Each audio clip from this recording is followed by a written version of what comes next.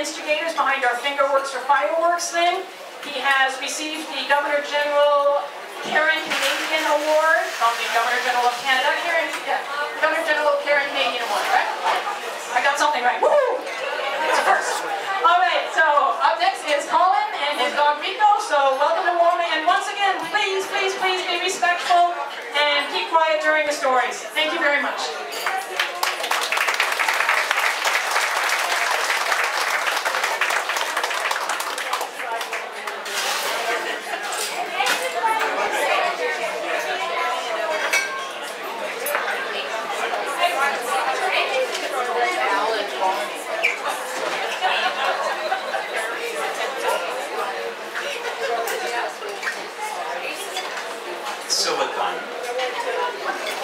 Saya ingin bertemu dan bicara dengan Ibu. Ada di sini? Silakan, saya ingin bertemu dan bicara dengan Ibu. Ada di sini. This is what I said in Indonesian to a man who was sitting across from me in a little cafe in Sumatra, Indonesia. This is the island that was struck by a tsunami quite some time ago. And at the time I was there, I was involved in a cultural immersion program overseas.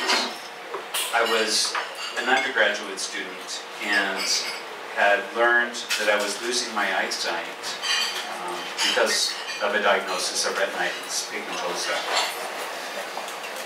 What I was asking this man is, please, can you tell me, is there a healer who's close by in this village? Is there a healer? I would like to meet and speak to a healer here. Is there one here? I had heard that Indonesia had a program, or not a program, but a tradition of folk and faith healing that went far, was based on a whole different set of ideas and principles than Western medicine that most of us here and myself are familiar with. As part of my travels in Indonesia, I was expected to do an independent study program, and I wanted to do a project about healing. I wanted to understand a little bit about how folk healers approach their work, what they do, how they diagnose problems. And so I was seeking to meet somebody who was a healer. And I met this fellow and asked him, and he said, yeah, you know, there are. I'll get back to you in a few days. And I was happy, and as an undergrad student, I really did want to complete my project. I'd been overseas in Indonesia for 5 months by this time, so I'd learned how to speak Indonesian and was fairly adept at getting around. Later that evening, this man appeared in the little sort of like B&B kind of place where I was staying. And he had with him another gentleman. And he said to me, the healer is here. Would you like to meet him? And I was excited. This was sooner than expected, but I had a whole list of questions because I was going to do a big report on what healing involved. And so I met the healer and I asked him some questions. And he looked at me and he said in Indonesian, I'm not the one who can answer your questions. Someone else will come later to do that. And I thought, okay, that's weird. And I tried again and, you know, rephrase things. And again, he said the same phrase. I can't answer your questions. Someone else will come. And so I thought, well, maybe I'm being too abstract and too conceptual. And so rather than asking about healing, I said, well, hey, I'm losing my eyesight. I've been losing my peripheral vision. I have night blindness. It's getting worse. They say I'm going to go blind. What would you do about this? Why do you think this is happening? And this man looked at me and he asked me to provide him a candle, a grass mat, several cartons of cigarettes, and some rice. And I thought, okay, we're going to have a long evening of smoking and talking about healing. And as it turned out, he set himself up He took out one of the cigarettes and he burned some resin on the end of it and proceeded to go into a trance. Now, I didn't really realize what was happening at the moment. And he fell over, and when he came to, he glared at me and he pointed at me and he asked me in a language that I didn't understand why I had called him here. And at that moment, another man, the person who had introduced the healer to me, had said, okay, now the spirit has come. And I realized at that moment, like, oh my goodness, I'm in here over my head. Because what I've done is I've asked a healer to go into a possession trance to heal me of my sight loss. At this point, I'd only known about my RP for a couple of years. And I knew a little bit about culture and about medicine and about tradition. And what I was completely unprepared for was what was about to unfold for me in this place.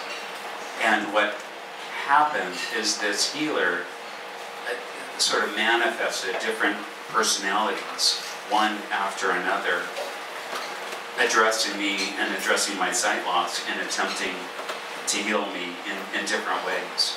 One of the ways was through sort of giving a list of remedies, herbal remedies and things I needed to do to get together to make a preparation of drops for my eyes and certain foods that I needed to eat. Another was a different personality who came in, and he would take many cigarettes and light them at once and burn resin on the end and blow them on my eyes. And each time he did this, he would ask, can you see? Is your vision back? And I would, you know, like at this point I had some eyesight, I would check my periphery, I would hold my hands out, you know, I would see if I could see the candle, and I would say, no, you know, I think it's still there.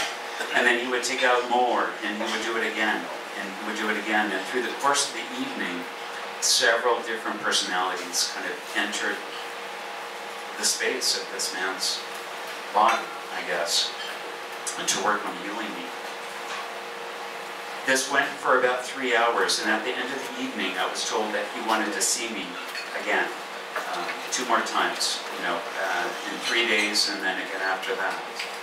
And the next day in the village, I had some basic, you know, errands and things to do, and I had to get the concoction, the preparation ready. And I had to go to the bank, and there I was in this little village, in the remote village in Sumatra, Indonesia. And the director of the bank comes from the back, and she comes up to me and she says, I know you're seeing a healer, and I need to tell you, for this to work, you must believe. You have to believe in what he's doing. Don't be afraid of it. It's puti, which means it's clear, it's holy, it's okay, it's not like evil. She said, but if you don't believe, the healing won't come. And then she returned to her business. And so here I was in this bank. I was hoping to just travel, you know, cash traveler's checks, and then was told about the importance of belief in healing. And here I was, as an undergrad college student. I had grown up believing in Western medicine. My father is a physician. You know, I understand antibiotics. I understand, you know, some basics of physiology and what was happening with my retinitis pigmentosa. But what I did not understand was the aspect of spirit possession and the importance of belief in healing for this to occur. And so the next evening when I saw the healer, I was trying my best to believe in something that was so alien and so foreign and so out of my experience of life. But I wanted to believe in it as if my eyesight depended on it.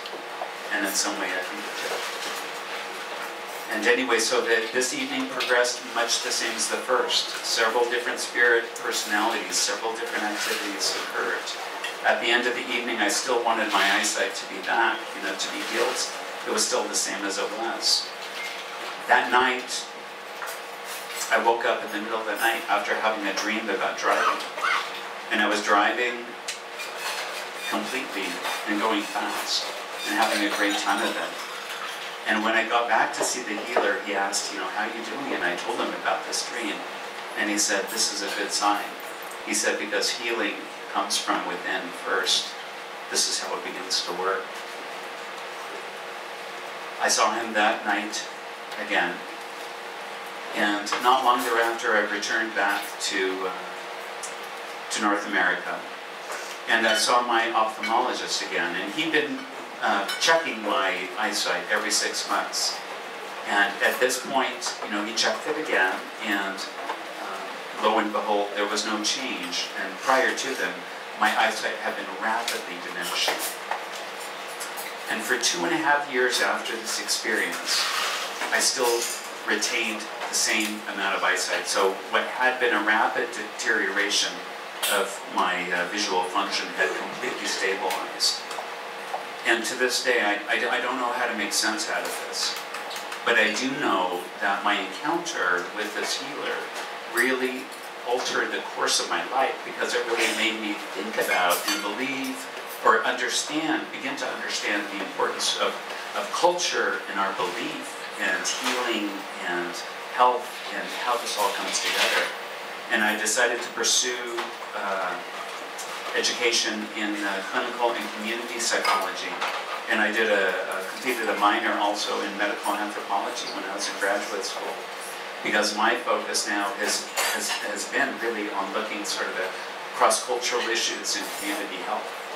And I think for me to this day, I'm so appreciative that I still have a little bit of eyesight. I can see a bright light, I can see the moon when it's full, I can see fireworks when they're brilliant. And I just think that